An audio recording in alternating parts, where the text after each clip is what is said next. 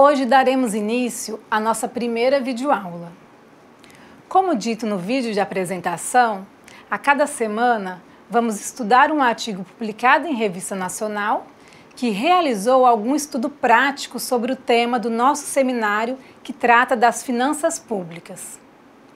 O fórum e a atividade de aprendizagem serão baseados nos artigos das nossas aulas.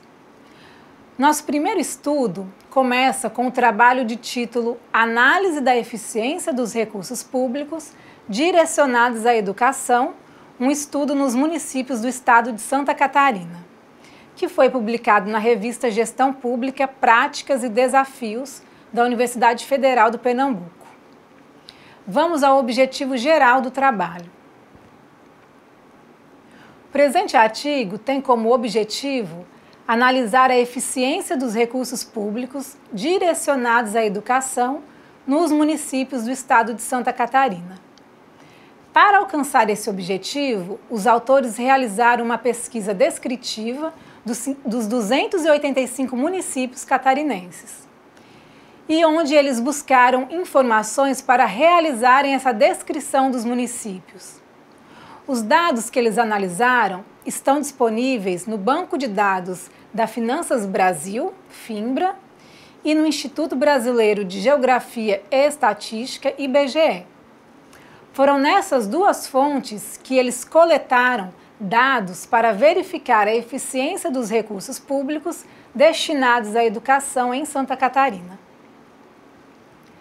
Nós sabemos que toda proposta de trabalho deve ter fontes teóricas, ou seja, deve-se fazer uma revisão de toda a literatura que trata do objetivo proposto. A partir de agora, vamos estudar as teorias que embasaram o presente artigo.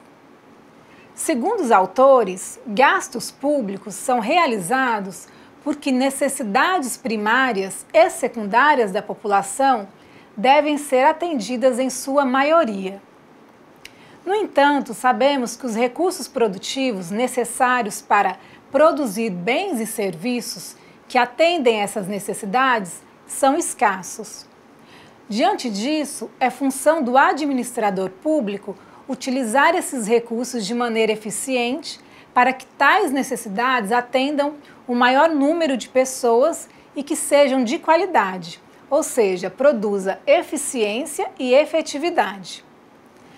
A necessidade a ser discutida no artigo é a educação.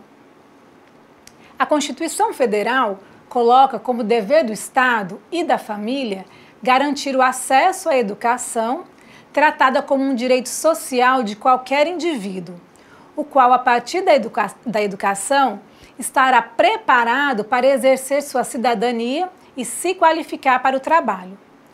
Portanto, deve ser promovida e incentivada por toda a sociedade. Temos então um objetivo que é fornecer educação. A questão é como fornecê-la com qualidade? Através da alocação eficiente dos gastos públicos. Alguns autores citados no artigo em estudo relacionam educação com o crescimento econômico. Ou seja, se eu tenho uma educação com qualidade, eu tenho um país com mais riqueza. Essa riqueza será mostrada na melhoria de muitos indicadores sociais e econômicos. Esses estudos comprovam que, em geral, a escolaridade aumenta o crescimento de um país. Temos também essa segunda constatação, que gastos com educação têm um efeito maior sobre os indicadores sociais do que gastos com saúde. Outros autores afirmam, por meio dos seus estudos, que a teoria da economia da educação revela que o crescimento econômico está intimamente ligado ao nível de educação de um povo. E outra constatação também muito importante é de que os gastos em educação são geralmente considerados mais promotores de crescimento do que outros tipos de gasto. Mas a questão não é apenas gastar, mas como gastar. A eficiência desses gastos que está relacionada com o estabelecimento de uma estrutura de financiamento correspondente às necessidades locais. Nossos autores chamam a atenção para o fato de que os benefícios do investimento em educação elevam o capital humano, a qualidade de serviço oferecida pelos indivíduos, que será a fonte de crescimento no longo prazo. Fundamentado em todas essas afirmações teóricas, o presente artigo questiona qual a eficiência dos recursos públicos direcionados à educação nos municípios do estado de Santa Catarina, visto que a educação é a propulsora do crescimento econômico de uma nação, isto é, o aumento da sua riqueza e das dos seus indivíduos. A principal teoria que abarca esse tema é a das escolhas públicas. A teoria das escolhas públicas, ou public choice, que inclui autores como Thomas Hobbes, Maquiavel, Stuart Mill e outros, que estudam a tomada de decisões sob o enfoque econômico e não sob a ótica do mercado, a análise situa-se sobre as finanças públicas. Como toda teoria, a public choice é criticada por simplificar a questão dos gastos públicos, já que considera apenas algumas poucas variáveis. Outros autores consideram também importantes fatores como visões políticas, por exemplo, questões relativas à análise do governo, eleitores, legisladores e burocratas. Outro fato é a falta da análise sobre o poder executivo, partidos políticos e outras organizações que acabam comprometendo o entendimento prático da teoria, uma vez que a mesma entende que uma legislação é, desde sua origem, motivada pelos interesses privados que favorecem os diversos resultados da política. Essa crítica nos faz verificar uma posição conservadora e de crítica do papel do Estado na economia. O desenvolvimento da teoria da escolha pública encontra-se nas décadas de 1950 e 1960. Em 1967, um trabalho publicado por Downes estudou o tema pela ótica não como os governos deveriam atuar, mas como eles realmente atuam, ou seja, como colocando em questionamento a política tradicional do welfare state, economia do bem-estar social, em que o governo atual, como uma instituição onisciente e benevolente que determina impostos, subsídios e quantidades de bens e serviços com o objetivo de obter a alocação ótima de recursos e não como atendimento a interesses particulares, que é o contraponto da sua teoria. Assim, autores concordaram com a observação de Downes como o seguinte: para Sanches, 2005, o trabalho de Downes, 1967, foi marcante na consolidação do tema na escola da escolha pública, reforçando a tese de que os burocratas agem de forma racional, motivados por seus próprios interesses. A seção seguinte do nosso artigo apresenta uma revisão de literatura sobre a relação da educação como fator de desenvolvimento econômico e social. A literatura considera a educação como o principal vetor de desenvolvimento de uma nação. Essa conclusão é quase unânime entre estudiosos do assunto, desde economistas, sociólogos e políticos. Esses profissionais entendem que o capital humano pode ser acumulado assim como se acumula capital físico. Uma informação bastante importante e que se aplica ao Brasil é o resultado de um trabalho internacional, o qual constata que nações ricas em recursos naturais deixam de apresentar desenvolvimento econômico e social porque não investem em educação. Ou seja, a educação é reconhecida como uma variável política e estratégica capaz de intensificar o crescimento da renda, produzir a modernização ou construir uma sociedade justa, como salienta o autor. Assim, a literatura entende a renda per capita de um país para classificá-lo como desenvolvido ou subdesenvolvido. Uma vez que a educação é quem trará essa riqueza, Logo, investir na educação significa elevar a renda per capita daquela população. Diante de tal necessidade, e considerando a limitação dos gastos públicos, busca-se em todo o mundo uma melhora na eficiência do setor público, na administração dos gastos. Muitos autores, citados em nosso artigo, mediram a eficiência do setor público relacionando as despesas realizadas com alguns setores, em especial a educação. Constatou-se que, independentemente da renda do país ser alta, média ou baixa, existe uma diferença significativa no grau de eficiência nos gastos. Na China, por exemplo, nos anos de 1980, apesar da expansão de estratégias de expansão da educação, destacou-se a falta de mão de obra treinada como fator inibidor do desenvolvimento. Um estudo realizado no Brasil para os anos de 1990 e 2000 não concluiu que há relação direta entre educação e crescimento. Já a análise sobre estratégias adotadas na região sul-africana conclui que há forte relação entre educação e formação com o aumento do desenvolvimento econômico. Mesma conclusão para a região do sul da Itália. No Brasil, um estudo realizado em Santa Catarina verificou ganhos positivos quando há investimento na educação para crianças de 5 a 6 anos. Diante de resultados tão diferentes, supõe-se que a questão não é realizar o gasto, mas sim como realizar esse gasto com eficiência. Um desses trabalhos foi o desenvolvido para os municípios franceses, que testaram a existência de interações entre os gastos nos municípios franceses. Os resultados da estimação dos dados coletados mostraram que existem interdependências entre as cidades cujos prefeitos têm a mesma filiação partidária.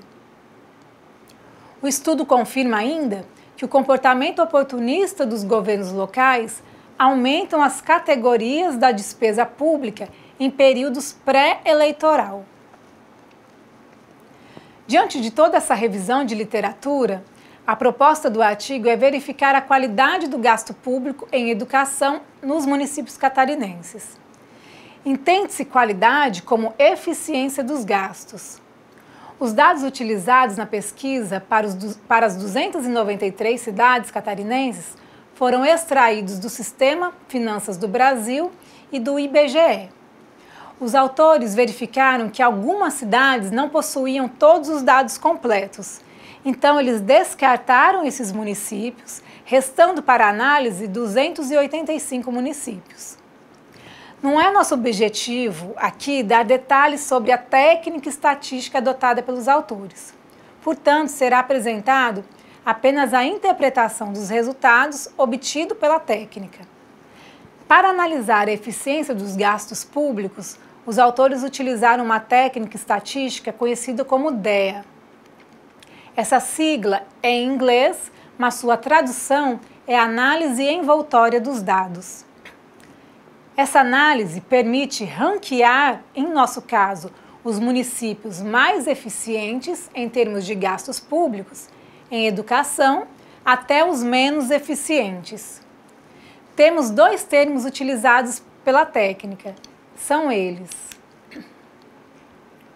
os outputs, que seriam as saídas. No nosso artigo, seriam os serviços disponibilizados à população no que se refere à educação pública, matrículas de ensino fundamental, ensino médio, pré-escola, docentes do ensino fundamental, médio e pré-escola e o número de escolas do ensino fundamental, médio e pré-escola. Esses dados foram coletados no sítio do IBGE e no ano de 2009. E os inputs, que são as entradas. Os inputs utilizados na análise foram receita corrente, receita tributária, FNDE, despesas com educação, despesas com ensino fundamental, despesas com ensino médio, despesas com ensino superior, despesas com ensino infantil, educação de jovens e adultos e educação especial. Os anos que compreendem os dados coletados foram 2005, 2006, 2007, 2008 e 2009. Uma vez que produção é entendida como um processo no qual os inputs, insumos ou recursos, são utilizados para gerar outputs, que são os produtos, podemos concluir que a fronteira de produção será o máximo de outputs que podem ser obtidos, dados os inputs utilizados. A literatura existente considera o método DEA como o mais preciso de análise de eficiência. Dentro dessa técnica, interpreta-se dois modelos, o modelo de retornos constantes e o modelo de retornos variáveis. O modelo de retornos constantes pressupõe que quanto maior o investimento em entradas, o retorno ou as saídas devem seguir a mesma proporção. O pressuposto por este modelo é que, se uma empresa utiliza 20 toneladas de matéria-prima para produzir 500 metros de barras de ferro, então outra empresa que consome 40 toneladas deverá produzir 1.000 metros para possuir eficiência semelhante à primeira. O outro modelo já pressupõe não retornos constantes, mas retornos que vão ser variáveis. Vamos agora estudar a análise dos resultados do artigo sobre a qualidade dos gastos com educação em Santa Catarina. Temos os gastos públicos com educação como inputs, em que indicam a entrada de recursos para a educação, e os outputs, as informações dos serviços prestados pela cidade de Santa Catarina na área de educação. Os resultados mostrarão quais são as cidades que dão maior retorno à sua população. No primeiro ponto analisado, que foi a análise descritiva dos inputs, verificou-se a questão da assimetria quanto ao tamanho das cidades. Com a média mostrando-se superior à mediana, comprova-se estatisticamente o fato de existirem algumas cidades que são maiores do que a maioria das cidades do estado. Enfatiza-se, portanto, que existe um grande número de pequenas e médias cidades e um número reduzido de grandes cidades catarinenses, a exemplo da cidade de Joinville, Florianópolis e Blumenau, que são desproporcionais às demais cidades do estado em termos de população. Essa informação é importante para análise de eficiência, uma vez que o tamanho do município pode influenciar na facilidade ou dificuldade da gestão. Em seguida, na tabela de outputs, a interpretação é semelhante, uma vez que é evidente que em municípios maiores, o número de matriculados, docentes e escolas sejam maiores. Assim, os municípios com grande concentração populacional é que impulsionam os valores das médias para cima, enquanto a mediana reflete com maior clareza a maioria das cidades. O cálculo do coeficiente de eficiência dos gastos realizados pelos municípios nos serviços educacionais considerou todas essas variáveis apresentadas nas duas tabelas. A partir desse cálculo, os autores obtiveram o ranking das cidades mais eficientes do estado de Santa Catarina. O que determina esse ranking é o percentual de eficiência que uma cidade possui em relação às demais cidades, de acordo com os recursos que ela possui, os inputs, frente aos serviços disponibilizados, os outputs. Esse percentual é chamado pela metodologia adotada como score. Em nossa próxima tabela, temos o resultado do modelo de eficiência. Como informado pelos autores, temos aqui os resultados obtidos pelo modelo DEA. Para apresentar os dados da pesquisa, serão descritos todos os municípios que obtiveram 100% de eficiência como um grupo de benchmarking, que seria o grupo utilizado como parâmetro para os demais. E os outros municípios foram divididos em quartis, 4 subgrupos com números de membros iguais. Assim, os resultados da análise, por meio da análise envoltória de dados, demonstra que 12% das cidades do estado de Santa Catarina são eficientes em seus gastos com educação quando são comparadas com as demais cidades do mesmo estado. Já cada quartil de análise apresenta aproximadamente 22% das cidades do estado de Santa Catarina.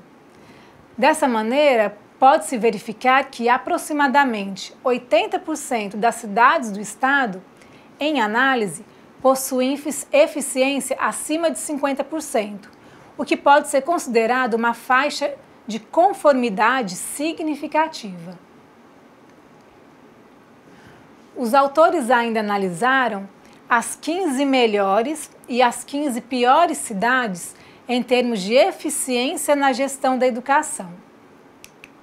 O que os autores retiram como conclusão dessas informações é que cidades maiores possuem maior dificuldade em obter excelência em seu desempenho, haja vista que as únicas cidades com mais de 100 mil habitantes que possuem maior eficiência foram Blumenau e Lages.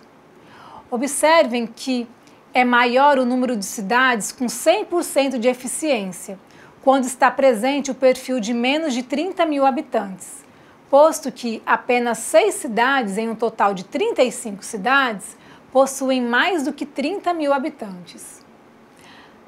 Na tabela seguinte, os autores apresentam o ranking dos 15 piores municípios em termos de eficiência na gestão de recursos públicos. Aqui vale uma observação para a capital do estado, Florianópolis. Os autores observam que a capital do estado é a segunda maior cidade e está entre as menos eficientes. Outro ponto observado é quanto cada município poderia ter oferecido em serviços educacionais, dado os recursos que possuíam e não ofereceram. E o contrário, o quanto cidades gastaram a mais comparado ao nível de serviços prestados. Um exemplo é a cidade de Ouro Verde, que ocupa a posição 282 e 2.179 habitantes. Possui uma arrecadação excedente de aproximadamente 1,4 milhão de reais e um excesso nas despesas de educação de aproximadamente 365 mil reais.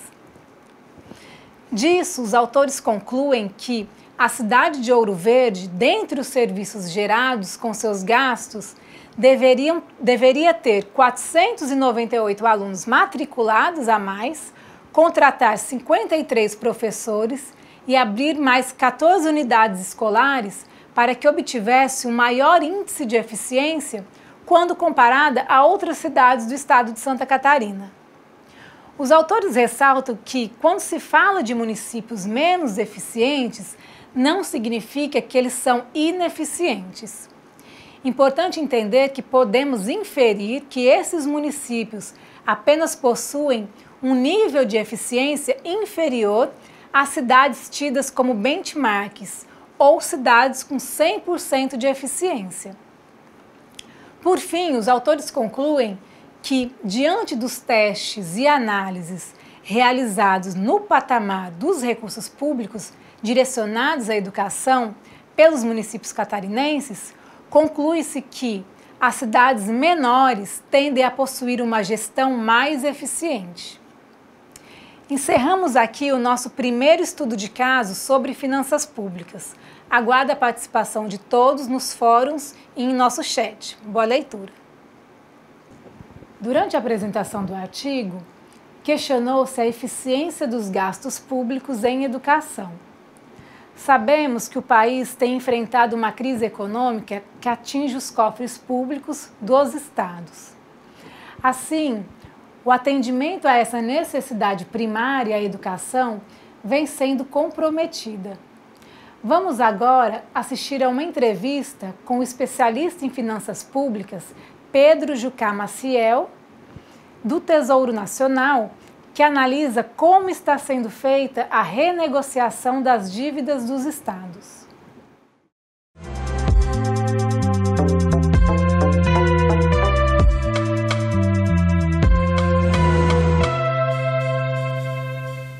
Olá! Não se passa uma semana sem que a dívida dos estados com o governo federal seja tema de reuniões aqui em Brasília. A renegociação dessas dívidas é o assunto da agenda econômica de hoje. Vamos dar uma olhada no tamanho da confusão. Segundo a Secretaria do Tesouro Nacional, a dívida de estados e municípios com o governo federal é superior a 500 bilhões de reais.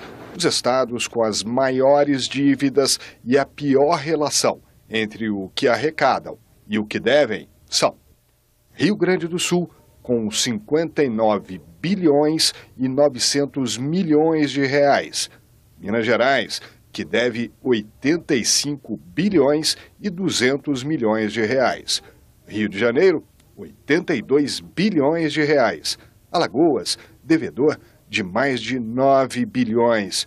E São Paulo, devedor de mais de 200 bilhões de reais. A relação entre a dívida e a arrecadação mostra o tamanho do rombo nos estados. O valor total e as formas de pagamento são motivo de muitas divergências entre governadores e o governo federal e pivô de ações judiciais que estão forçando uma nova renegociação. E quem vai nos ajudar a destrinchar esse imbróglio é o especialista em finanças públicas, Pedro Jucá Maciel. Pedro, então, muito bem-vindo à Agenda Econômica. Obrigado, prazer todo meu. Obrigada pela sua presença. Então, vamos começar aí. Por que esse rombo tão grande? Por que essa confusão tão grande agora, com decisões, inclusive do Supremo Tribunal Federal, se a gente teve uma negociação em 2014? Conta essa história um pouquinho do começo para cá. Isso. É importante falar, Antônia, que a dívida não é uma causa de problema, mas ela é consequência de algum desajuste que teve no passado. Os estados, eles terminaram a década de 90 com graves problemas financeiros. Muitos se endividaram com seus próprios bancos públicos e isso resultou numa renegociação forçada, porque causou um risco sistêmico no sistema financeiro dos estados junto à União, que assumiu essas dívidas. Então, a União renegociou essas dívidas com os estados a uma taxa que equivale a IGPDI mais 6% ou 7,5%, dependendo do estado. A maioria pegou 6%. E na época, o Tesouro captava recursos junto ao mercado numa taxa bem superior a essa. Ou seja, foi dado um subsídio aí aos estados nessa renegociação. Então, o Tesouro já segurou um pouco dessa dívida. E vamos lembrar que teve nessa época o PROER, né? Isso, que foi aquele programa de reestruturação do sistema financeiro, dos bancos, que pegou banco privado, mas pegou muitos bancos públicos também. Então, o Tesouro já segurou, como a gente brinca, viúva, naquele tempo já arcou com tanto dessa dívida, né? A viúva é sempre chamada para ajudar, né? Então, aí foi renegociada essas dívidas, exatamente. E eu fiz um estudo junto com o economista Alexandre Manuel. A gente estimou que os subsídios dados pela União nessa renegociação de dívida com os estados até 2013, que foi o ano em que começou um novo indexador das dívidas pela Lei 148 de 2014, esse subsídio de 97 até 2013 equivale a 210 bilhões de reais que foram dados para os estados. Ou seja, a diferença de captação do que o Tesouro capta, a gente usou a proxy como a Selic, que na verdade é até um pouquinho acima da Selic, que é o custo de captação do Tesouro, e o que os estados estavam pagando para a União. A questão importante para mencionar nesses subsídios dados no valor de 210 bilhões até 2013 é que eles são, regionalmente, eles são muito concentrados nos maiores devedores, que são justamente as regiões mais ricas. As regiões mais ricas que têm maiores condições e teve maiores condições de captar recursos com o mercado. São São Paulo, Rio Grande do Sul, São Paulo, Rio de Janeiro, Minas Gerais, os estados do Sudeste. Exatamente. Isso a gente nem está falando dos municípios, né? Que o município de São Paulo deve 60 bilhões. Isso. Os estados só São Paulo, nesse subsídio de 210 bilhões, recebeu 70% dele. Só o estado de São Paulo. Se somarmos todos os estados do Norte e Nordeste, eles representam só 5% desses subsídios. Eu fiz um comparativo também desse volume desse subsídio de 210 bilhões com todo o repasse do FPE durante esse período. E chega a ser uma proporção de quase 50%. Ou seja, o volume, esse montante de 210 bilhões de reais representa 50% de todo o FPE transferido da União para os estados. Ou seja, nesse período todo? Nesse período todo. Ou seja, é algo bem expressivo e significativo, né? E aí você teve, enfim, a partir de 2013, as condições, esse indexador para os estados, que é o IGPDI mais 6 ou IGPDI mais 7,5, já não ficou tão favorável, porque a Selic caiu. A partir de 2012, começou a ficar uma taxa de juros que penalizava os estados em relação ao que a União captava. E ensejou uma pressão política e que resultou nessa lei complementar, que é a Lei Complementar 148, que mudou o indexador. Que é de 2014, para ficar mais favorável para os estados. Isso. Ou seja, o que essa lei estabeleceu? Que a partir de 1º de janeiro de 2013, os estados iriam pagar não mais o IGPDI mais 6 ou o IGPDI mais 7,5, mas a Selic ou o IPCA mais 4. O que fosse favorável. O que for menor para eles, Selic ou IPCA mais 4. Então, eles conseguiram mudar o indexador a partir de 2013 e também a lei previa que os estados, o desconto retroativo desde a assinatura do contrato, ou seja, aqueles estados que no final do processo pagaram mais do que a Selic acumulada nesse período todo, eles teriam um desconto retroativo desde o início do contrato. Então é como se recalculasse a dívida original. Isso. E tudo que foi pago depois dela. Isso. E isso aí beneficiou 5 estados. Também não foi algo significativo esse desconto retroativo. Então, enfim, aí teve essa lei, a Lei Complementar 148 de 2014, que mudou os indexadores e, a partir daí, os estados reduziram os seus encargos financeiros, porém, num montante não suficiente para conseguir reequilibrar e assumir os compromissos financeiros que eles têm para pagar. E ensejou uma nova renegociação neste ano, que começou em janeiro, veio até março. Isso, até março, então, veio o projeto de lei complementar o 257, do Poder Executivo para cá, que foi construído junto com os estados, o Ministério da Fazenda. O que é que esse projeto previa? Previa um alongamento da dívida dos estados para justamente reduzir o encargo financeiro que tem que pagar anualmente. Eles ganharam mais tempo para pagar, né? Isso, ganharam mais tempo para pagar, com isso a sua prestação reduz. Assim como também alguns estados teriam até 40% de desconto no seu serviço da dívida durante 2 anos. E a União, enfim, negociou isso e, para justamente tentar controlar o médio prazo, para que os estados voltem a ter capacidade de honrar seus compromissos financeiros, foram feitas contrapartidas. Ou seja, os estados se comprometeram a fazer um processo de ajuste em suas contas públicas. Isso a gente está falando de 2014 e que se repetiu agora em 2016 com outras condições. Isso, exatamente. Tá. Nesse projeto que foi enviado para o Congresso Nacional, que está na Câmara dos Deputados atualmente, ele exigia, ele dava esse alongamento da dívida, tanto com a União como com o BNDES, e um desconto no serviço da dívida, temporário durante 2 anos. E, em contrapartida, os estados teriam que assumir certas obrigações em termos de controle da despesa, para justamente torná-los sustentáveis e evitar novas negociações futuras. Então, o grande questionamento hoje, principalmente junto ao STF, é a forma como está sendo feita a cobrança de juros, né? Que é a história de juros sobre juro desde a base e vai crescendo, que é mais ou menos o que acontece no mercado inteiro. Então, o acordo de 2014 foram juros compostos, ou seja, juros sobre juros, e os estados hoje pediram no Supremo e conseguiram alguns juros simples. Quer dizer, o juro lá em cima do montante inicial e nada mais de juro depois. Isso. Os estados criaram uma interpretação de que a Lei Complementar 148 de 2014 previa a taxa de juros simples. É uma interpretação deles, que enfim, na minha opinião, não condiz com a realidade. E na economia não existe juros simples. Os únicos locais onde aplica-se juros simples é em países muçulmanos, que, enfim, por uma questão religiosa. Mas em todo o sistema econômico é aplicado juros compostos. Um poupador que tem seus recursos aplicados no banco, ele recebe juros compostos.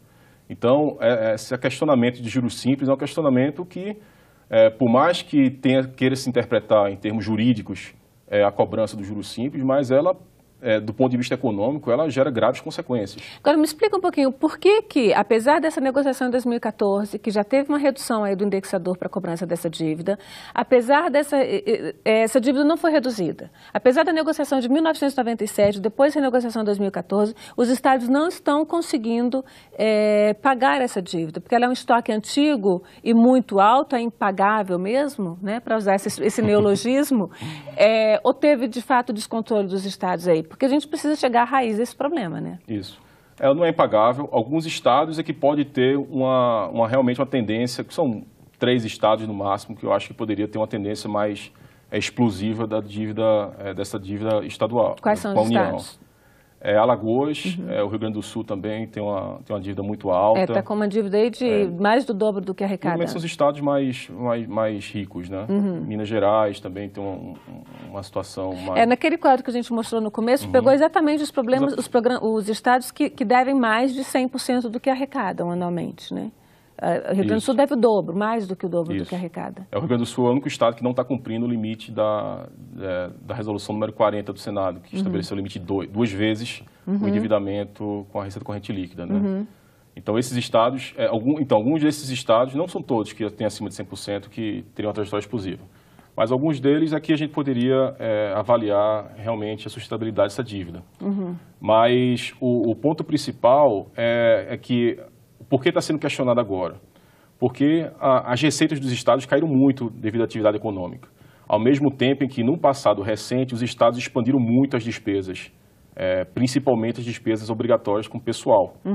As despesas de pessoal, uma vez que você decide aumentar, você não consegue reduzi-la. Então, expandiram por aumento de salários? Principalmente. Ou por mais contratação de pessoal, ou tudo junto? Pelos dois fatores. Pelos dois fatores.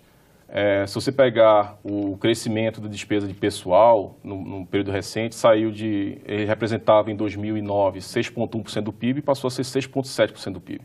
Ou seja, houve um crescimento em proporção do PIB de 0,6%. Foi o principal componente, muito, e foi o principal componente da despesa que subiu. Os investimentos se mantiveram constantes, subiram 0,1% do PIB, praticamente constante.